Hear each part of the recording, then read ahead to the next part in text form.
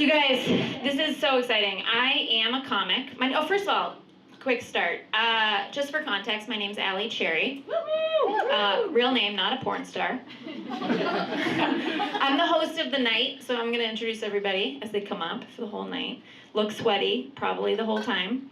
Drink ice with wine. It's weird if I was drinking ice with wine as opposed to wine with ice. But anyway, I am a comic, and I'm training to be a therapist. Thank you. I don't know if you're clapping as a comic or a therapist, but I'll take it. It's a weird thing, though. It's a weird profession to have two professions, because, not a lot of transferable skills.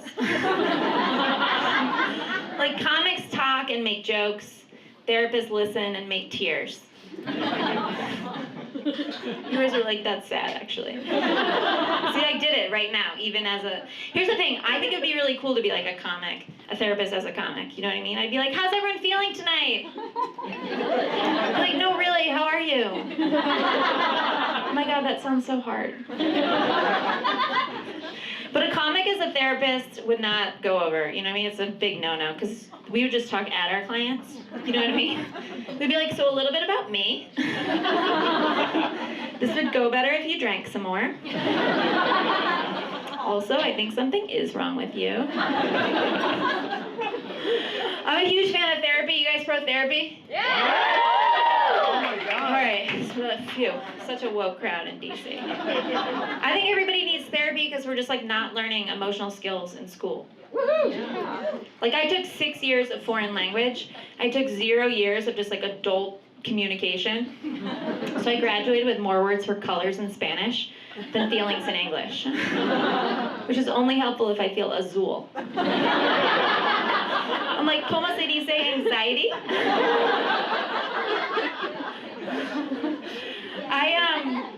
Let me see, I have so many, okay, so here's the thing, you guys. I love teaching comedy, I love doing comedy, I love producing comedy, it's so fun. The reason I love it the most is because I like helping people turn hard into humor. Do you guys know that's the whole theme of the show? Woo! Okay. Some of you don't. Okay, let me explain. So the whole idea is you can take, life is hard, being a human is tough, you know? Being alive is just a hard gig. But we can make it all funny. Great. That's great news. So I love making everything funny. My favorite thing about being a comic and a therapist is making things funny, but also the reason I like comedy is because I come up with my best ideas. I solve all of the ways to make being adulting better through comedy. So I decided tonight I was going to share with you guys the 9 best ideas I've ever come up with doing comedy. Are you guys on board? Yes. Hang in there as I sweat my way through this. Okay. First of all, I love feedback. Giving it mostly. My little brother got married and sent me his wedding registry, and I was like, Chris, I know you think you need a KitchenAid, but I wanted to get you something you didn't know you need, so I got you a gift certificate to therapy. I was like, learn how to communicate like an adult human. Because you know what a KitchenAid can't make? Your relationship work. It's this is worth $25,000 you're going to save on a divorce attorney. That's the best idea number 1. Gift certificates to therapy. Also, 2020 plan. I want to get this on Oprah's favorite things. You know what I mean? This year, she's going to be you get therapy, you get therapy. You're probably going to re-gift this. The other thing is, I think everybody should do therapy, but it's expensive. And it's stupid that we have to pay for a problem somebody else caused. So I just started invoicing everybody that I talk about in therapy. I'm here, Mom, this is for washing my potty mouth out with soap. Pretty sure most of the parenting techniques from the 80s are now considered child abuse. So. Also, Dad, this is for using avoidance as a means of conflict resolution. Probably deal with that later, if I'm honest. That's idea number 2. You guys, stop paying for your own therapy. All right, you guys, here's the thing. I didn't realize this, but as you get older, people just start being in 100 different life stages.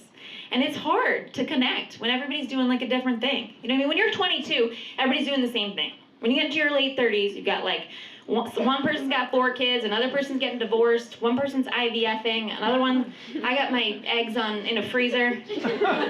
Just to be clear, not my freezer. I'm not like DIYing my fertility. But I was with 3 of my friends, and they were like talking about how to like make a baby right now, and I was like desperate to contribute to the conversation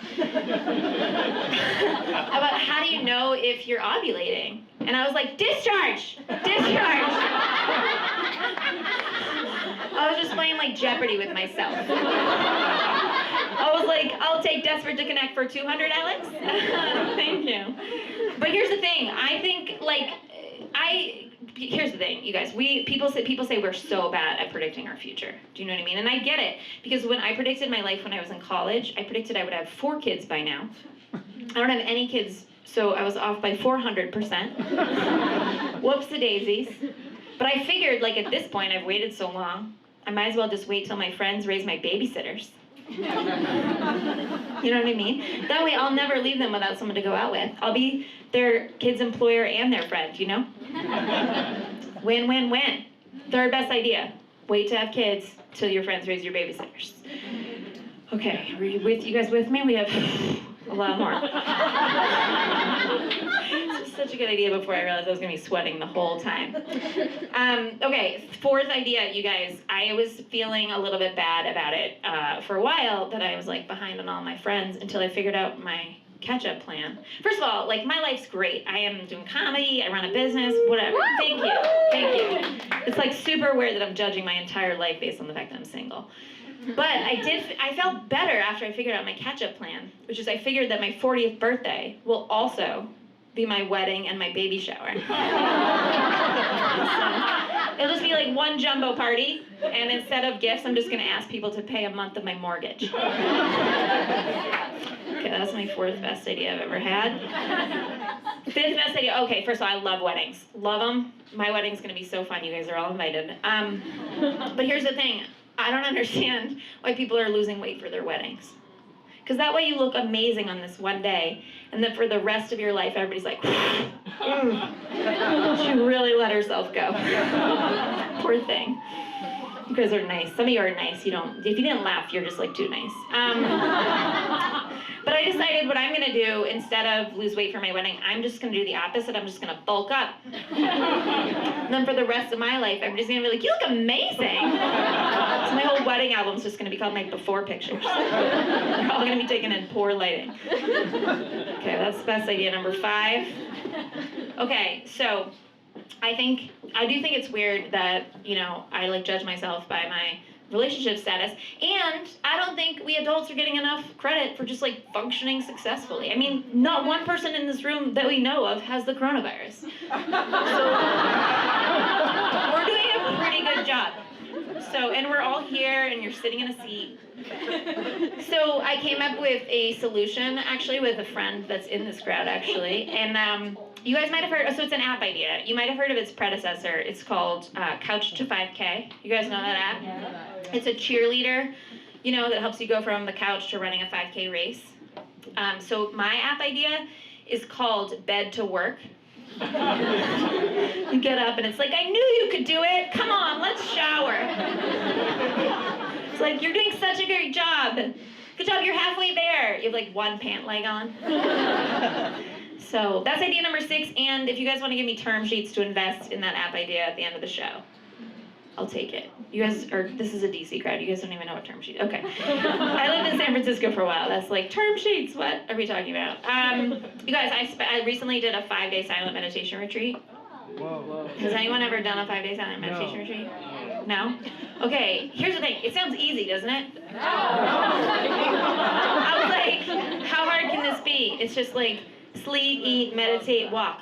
You know what I mean? It's 4 things, 5 days. I can handle that. But it's weirdly hard to meditate when your body confuses meditation with napping. Every time I would sit down and meditate, I'd be like, I was like icing my neck by the 2nd day of the retreat. And basically it was like, my meditation retreat was just like sleep, eat, nap, snooze. It was just basically like an infant retreat, really. Mealtime, I was just like drinking warm milk and wanting to be swaddled. So I actually figured out, meditation's supposed to be like good for everything. Clap if you're a meditator. Okay. But the rest of you are like, I always nap during my meditation. Meditation is weirdly hard to just like do nothing and sit still. So I figured out the way to do it better, which is you do nothing and you lay still. It's this style called beditating. How you do it is when you wake up, you don't get up. You just like lay there and just dismiss. You just dismiss thoughts of going back to sleep. Very productive snoozing. So Jenny, you can take that. All right, you guys, that was idea number 7. Are you with me? We only have 2 more of my best ideas I've ever had through comedy. Okay, you guys, I had to get off Facebook. It's not Facebook, it's me, you know what I mean? I had too much self-judgment. I was like, this is just not making me feel good about myself. But, well, here's the thing. Like, I don't even regret it. Just clap if you're off Facebook. Okay.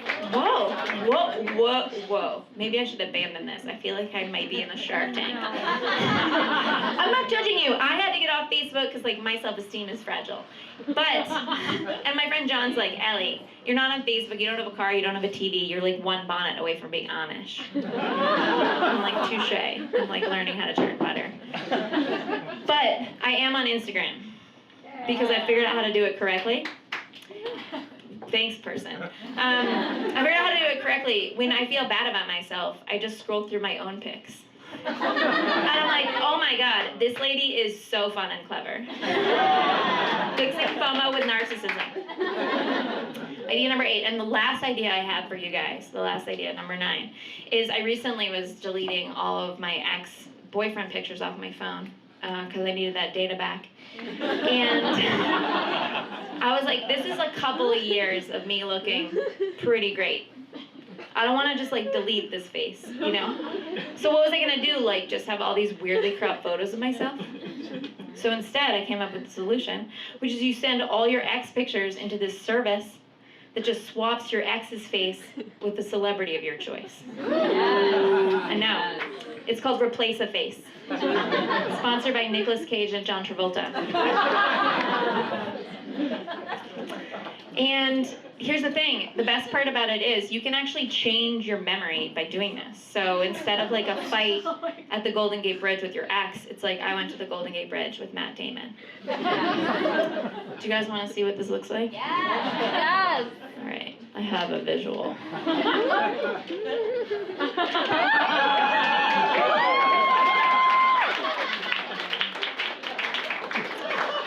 Best idea ever had, came up with it while I was teaching this class, and I was like, this whole show is going to be around this theme. So everybody has a picture of themselves with a celebrity. If anybody wants to get, I seriously think that might be my next career. Forget comedy, forget therapy. If you guys want to send me your photo, I'll just be I tried to buy the domain and everything, to be honest with you, but it required a broker and it was like all these steps, so I didn't. But anyway, point being is now I have all my pictures of my exes in just an album with me and my celebrity lovers. I know, it's a great idea. You guys, so those are my 9 best ideas I ever came up with. Thanks for listening to